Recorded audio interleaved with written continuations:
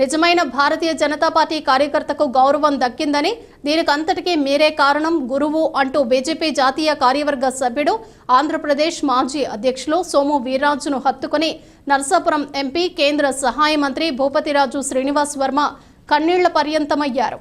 ఆనంద బాష్పాలతో ఢిల్లీ ఏపీ భవన్లో సోము వీర్రాజుకు ఎదురు వెళ్లి స్వాగతం పలికిన కేంద్ర మంత్రి శ్రీనివాస్ వర్మ కృతజ్ఞతగా కాళ్ల మీద పడి పాదాభివందనం చేశారు. ఒక సామాన్య కార్యకర్తను కూడా కేంద్ర మంత్రిని చేయగల ఏకైక పార్టీ బీజేపీయేనని, నన్ను నడిపించాల్సిన బాధ్యత మీదేనంటూ సోము వీర్రాజును హత్తుకొని ఆనందం, భావోద్వేగంతో కన్నీళ్లు పెట్టుకున్నారు వర్మ. ఆ ఉద్విగ్న పరిస్థితుల్లో సోము కూడా కన్నీళ్ల పర్యంతమయ్యారు. శ్రీనివాస్ వర్మ బీజేపీలో మొదటి నుంచి కొనసాగుతున్నారు. సోము వీర్రాజుకు శిష్యుడు. టికెట్ రావటంలో సోము పట్టు కూడా ఎక్కువగా ఉంది. శ్రీనివాస్ వర్మ విజయం సాధించడం కష్టమని, అభ్యర్థిత్వం సరిపోదని, ఆర్థికంగా బలంగా లేరని ప్రచారం కూడా పెట్టారు. అయినా శ్రీనివాస్ వర్మ ఘన విజయం సాధించడం, ఇప్పుడు అనుకోకుండా కేంద్ర మంత్రి పదవి చేపట్టడం అంతా ఒక అద్భుతంగా భావించిన శ్రీనివాస్ వర్మ తన రాజకీయ గురువు సోమును చూడగానే భావోద్వేగానికి గురయ్యారు.